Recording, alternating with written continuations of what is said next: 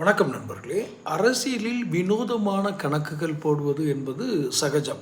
தேர்தல் நெருங்கும் சமயத்தில் அதுவும் வினோத கணக்குகள்லாம் நிறைய வரும்.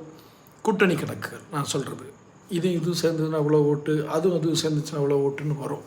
அந்த வகையில் நடிகர் விஜய்க்கு எத்தனை சதவீதம் வருங்கிறது அவருக்கே தெரியாமல் தான் இருக்குது. ஏன் அது தப்பு இல்லை, ஏன்னா அவரோட களம் இன்னும் தெரியல அவருக்கு. நம்ம களத்தில் இறங்கணும். நிறைய பொறுப்பாளர்கள் கொடுக்குற கணக்குங்கிறதெல்லாம் வேறு. இதை தாண்டி இன்னொரு சவால் பணம் செலவு பண்ணாமல் அவரால் எல்லா தொகுதியிலையும் போய் கூட்டணி வச்சோ கூட்டணி வைக்காமலோ போட்டி போடுறது கஷ்டம். கூட்டணி இல்லாமல் போட்டி போட்டார்னா அது சீமான் கதையை விட மோசமாக போயிடும். அதனால் நிச்சயமாக கூட்டணி வைப்பார். யாருடன் வைக்க வேண்டும்? திமுகவோட முடியாது, வச்சா காங்கிரஸோடு வைக்கணும், அதிமுகவோட வச்சுக்கலாம். அதுவும் அதிமுக கூட வைக்க மாட்டேங்கிற மாதிரி கொஞ்சம் பேசலாம் பேசினார். இப்போ அதிமுக தனித்து வந்திருக்கு. ஒருவேளை பியூரிஃபைடு டிஸ்டில்டு வாட்டராக இருக்குமோ? அவங்கெல்லாம் எடப்பாடி பழனிசாமி பக்கம்லாம் வேறு.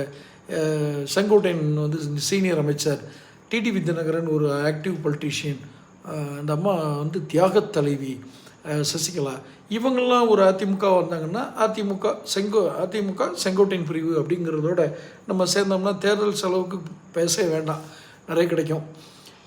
கூட்டணி ஓரளவுக்கு செங்கோட்டையன் கொஞ்சம் ஓட்டை பிரிப்பார், நம்ம இதை வச்சு ஜெயிச்சிடலாம் அப்படின்ற கணக்கு ஒருவேளை விஜய் போடுறாரோ?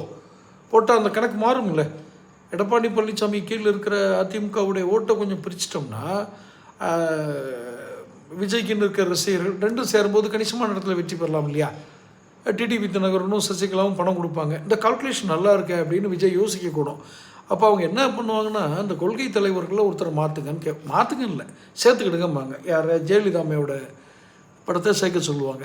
அப்போ புது நிபந்தனையோடு அவர் கொள்கை தலைவர்களில் அஞ்சலி அம்மா கூட சேர்ந்து ஜெயலலிதா அம்மாவோட போட்டோவும் வைக்கணும். தப்பு இல்லை, அவங்களும் ஒரு அரசியல் தலைவர் தானே.